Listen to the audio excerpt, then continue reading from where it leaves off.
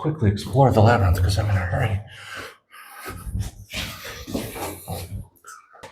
Oh, they're everywhere. I decided to go back to the labyrinth of Yaxchilan, this time with a flashlight. As I discussed in my previous video, Yaxchilan is an abandoned Maya city located on the border between Mexico and Guatemala, and it can only be accessed by a boat trip along the Usumacinta River, where it's located at the edge of a meander. The name of the river means the place of many monkeys, and there are many howler monkeys as well as spider monkeys located nearby. And Yaxchilan means the place of green stones. The city was abandoned in the 9th century, and today it's famous for its well-preserved architecture, especially the many hieroglyphic inscriptions found throughout the site, many of which can be found in museums, in Mexico City, as well as all around the world. For this reason, Yaxchilan has been one of the most thoroughly studied archaeological sites of the ancient Maya. Last time I explored the southern and western sides of the city, and this time I wanted to visit the eastern plaza, which is said to contain many buildings of astronomical significance. However, much of the eastern plaza is blocked off and overgrown with jungle. So instead I decided to take a closer look at the central plaza, and then the rest of the labyrinth. Welcome back to Yaxchilan. Last time I was here it was August, and it was quite hot. It was very, very hot and humid, and this time it's November. And it's still fairly hot. I've still sweat through my shirt, but it's not as bad as last time. Not nearly. The river is higher this time. Going up to the central Acropolis, which is between the Grand Acropolis and the Southern Acropolis. So I'm back here in Yaxchilan to film some of the other sites I didn't get to see last time. First I have to get to the bottom of this mountain.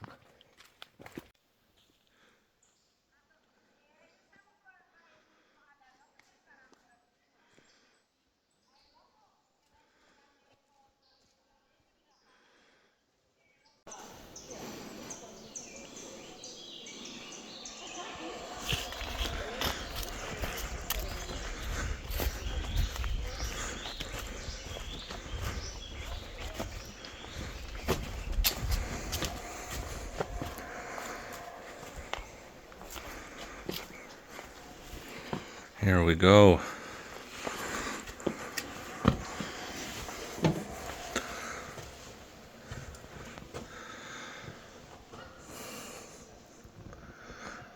So this stela depicts Lady Evening Star, also known as Yaxun, who was the mother of Yaxun Bahlam IV, bird jaguar IV, who built most of the structures here.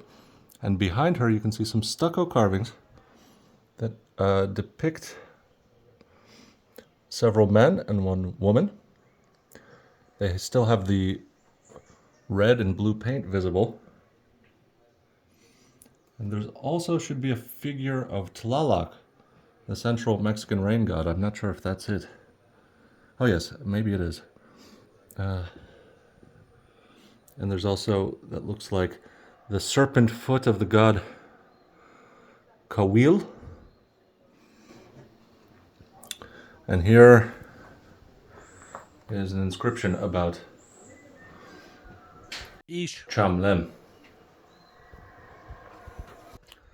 And here in front of this structure, there are several leftovers of stelae. Stelas, or steles, if you're a classicist. But they seem to be eroded. Many of the ones which had visible carvings on them were taken away, as were the lintels here. These were taken by Alfred Maudsley in the 1890s to the British Museum. And like many of the other lintels he took, they were integral to the structure, and after they were removed, it caused much of the building to collapse. But you can see those in the British Museum. I think this is the Red Temple.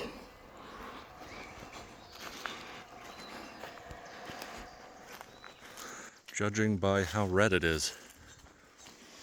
Up there we can see some remnants of stucco. Hard to say what that is.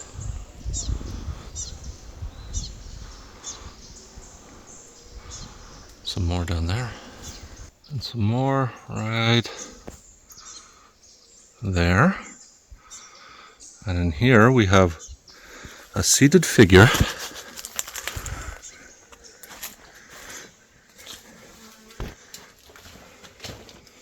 A lot of mosquitoes.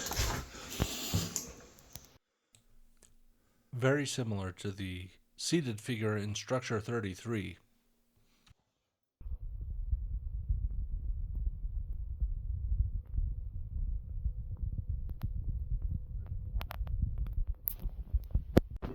Okay, over there should be some more stones telling about the great military victories of Yaxun Bahlam IV.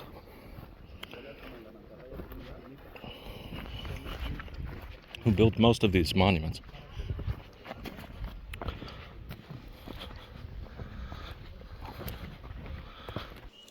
Most of the inscriptions here were made on stones that were stood parallel to the river. The main plaza runs parallel to the river, and these stones were placed in the main plaza, parallel to the main plaza. And for some reason, pretty much all of them were knocked over this way. They think that on this side of all of them, there would have been pictures of bloodletting ceremonies of the leaders of Yaxchilan.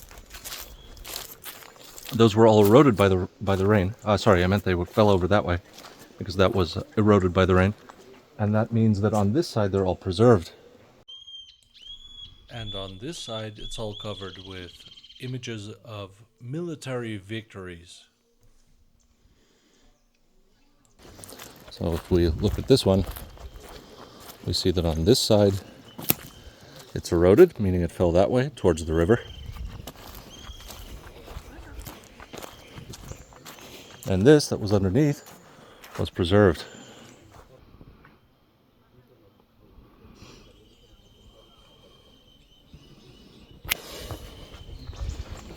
And over here as well.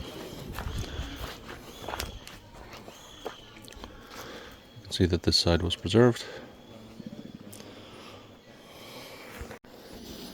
Over here we have a big one. It's kind of hard to see what's going on through all this scaffolding. I'm not supposed to get any closer. It looks like some carving was preserved. And here is a huge altar in front of this stone.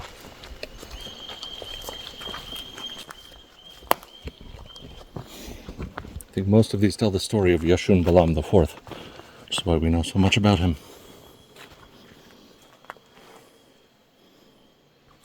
Carvings, giant hieroglyphs. And behind me is a sort of hut, and underneath it is a large carved stone.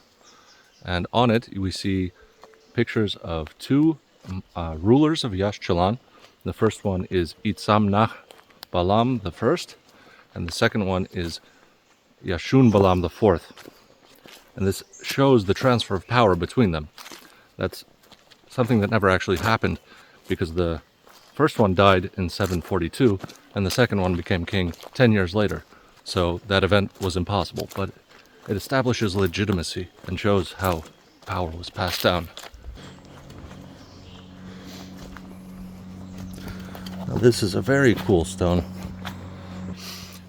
This stone shows the transfer of power from Itzamna Bahlam I to Yaxun Bahlam IV, an event which never actually happened, because we know that there was 10 years in between the death of the one king and the ascension of the other. Over here we have a hieroglyphic staircase. This was, at some point, another hieroglyphic staircase similar to the one on top of structure 33. Here is structure 33 and its very well preserved hieroglyphic staircase. Except that it's very badly eroded. You can just barely make out in some parts that there were maybe some hieroglyphic signs or images. This goes up to a platform that overlooks the river. Here we have an altar. Here we have structures 6 and 7.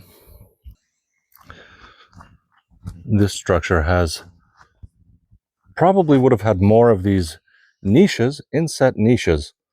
This one still has a face preserved.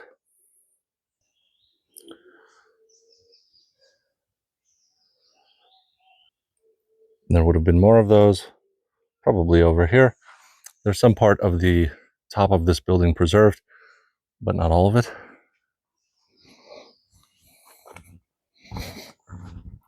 Here's what looks like another niche, but that one has a piece of glass behind it. Maybe there's some kind of tomb in there, but it's closed right now with a curtain.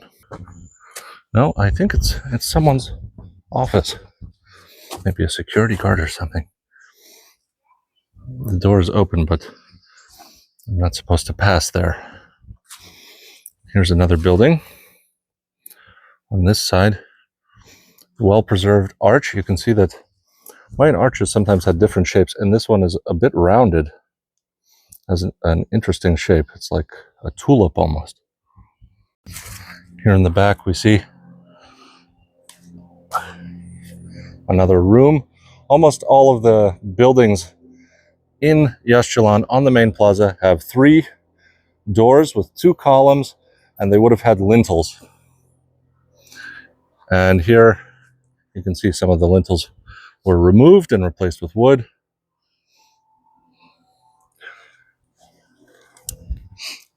Some of these lintels were taken to the British Museum, as I keep hammering on, but not all of them. Some were taken by Théobert Mahler, who was a French guy. I don't know what happened to those. And then there was another one that was taken from here and put in a museum in Germany, and then destroyed during World War II. Here as well, on the other side of this building, these buildings tend to be symmetrical and have 3 doors in the front and in the back. There would have been lintels above all of them. These have also been removed. And the ceiling has collapsed. Here in front of the grand staircase,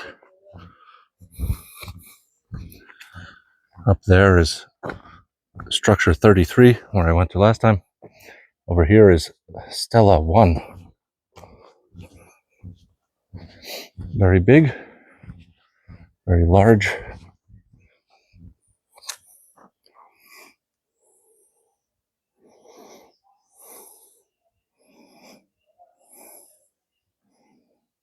This is what's left of it, at least.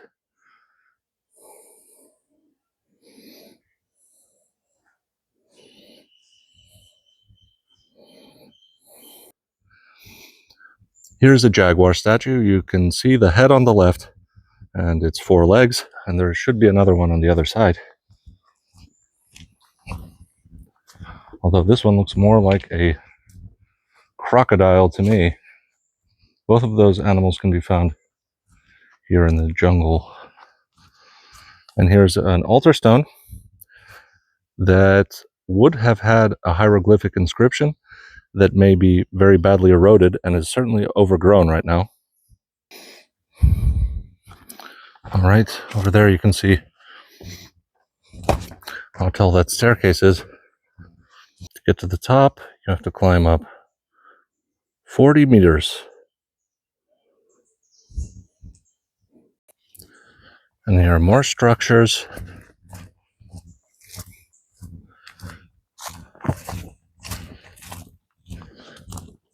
This one had extra doors, not just 3, it looks like 5. And that one as well, with one of them being sealed off, walled off. A lot of mosquitoes here. Here we see one of these massive lintels. Let me zoom out. You can see some writing on it, huge writing.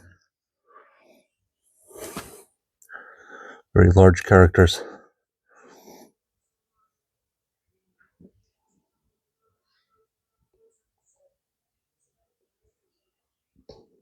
Okay. I'm on the north side of the plaza, the side closest to the river now. There's the big staircase. And over here, we have a couple of buildings.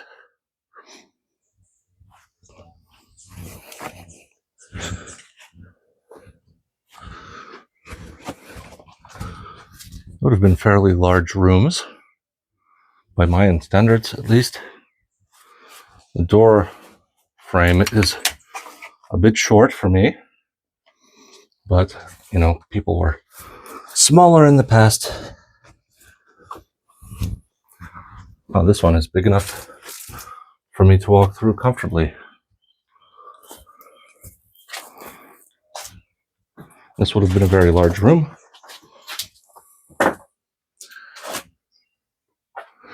There's no decorative lintels here, however.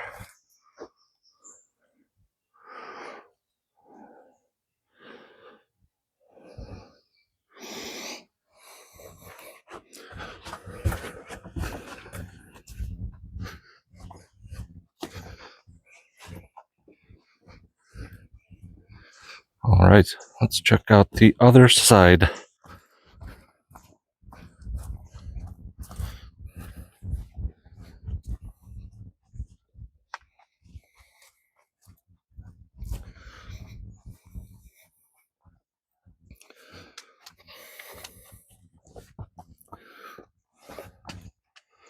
Very, very thick walls.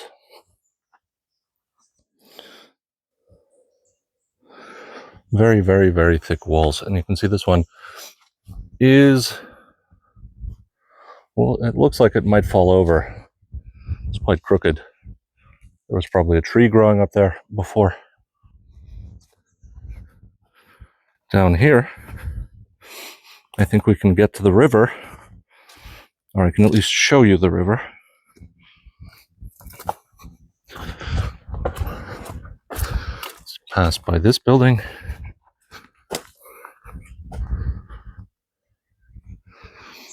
Now here we have a nice diagram explaining how artifacts end up in the British Museum.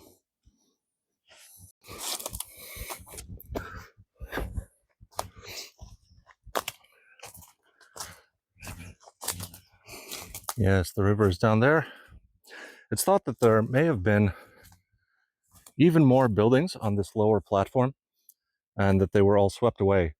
But there is some outcropping of rock, and they think that just after hundreds of years of action of the river, flooding, that a lot of it was just washed away.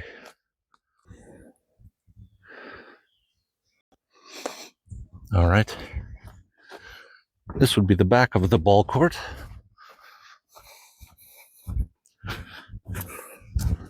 And on this side, we can see the ball court. There are ball court markers, various things that may have had writing on them, probably did, but they don't anymore. This is an open end zone type ball court. That means that there's nothing at the end of the end zone. There's no walls.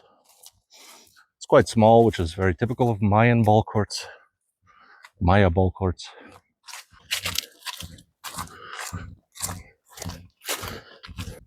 And over here, I think we have another really nice lintel with carvings on the side, which not all of them have, but this one does, and it was preserved by this overhanging niche.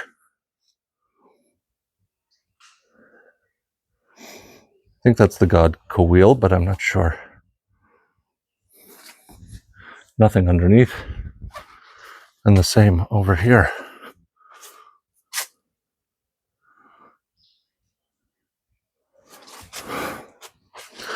All right.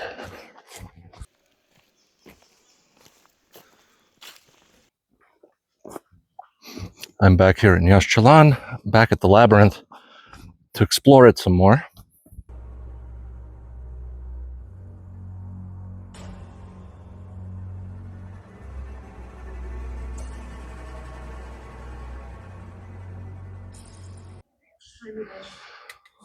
I'm back at the labyrinth. This time I have a flashlight. The labyrinth has about 3 stories representing the underworld, the earth, and the heavens. And it was meant as part of a ritual that would be done by kings who would have to become lost in the labyrinth and find their way through. There's something like 16 passages and 9 rooms in this labyrinth, and staircases leading and connecting the different levels. This is all part of the labyrinth.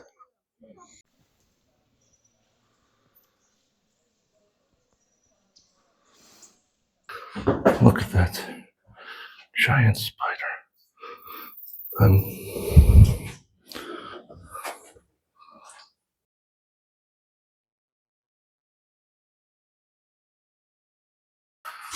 All right, I'm going to just quickly explore the labyrinth because I'm in a hurry.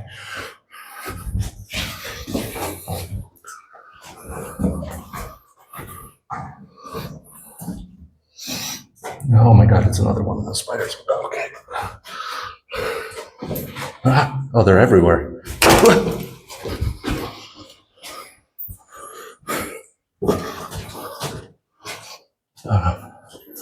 That's walled off.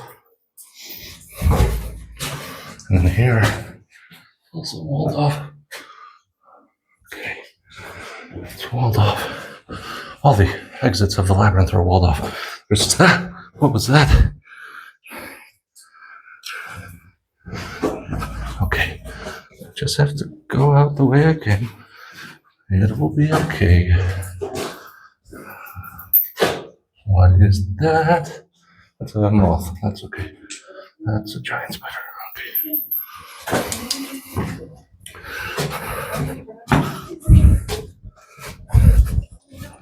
Okay, that was my return to Yaxchilan, braving the whip scorpions of the labyrinth and showing you some more in-depth details about the history of this fascinating city. I have to catch a boat again, so I'm in a bit of a hurry, but I'll see you next time here on Pyramid Review, and thank you once again to all of my patrons.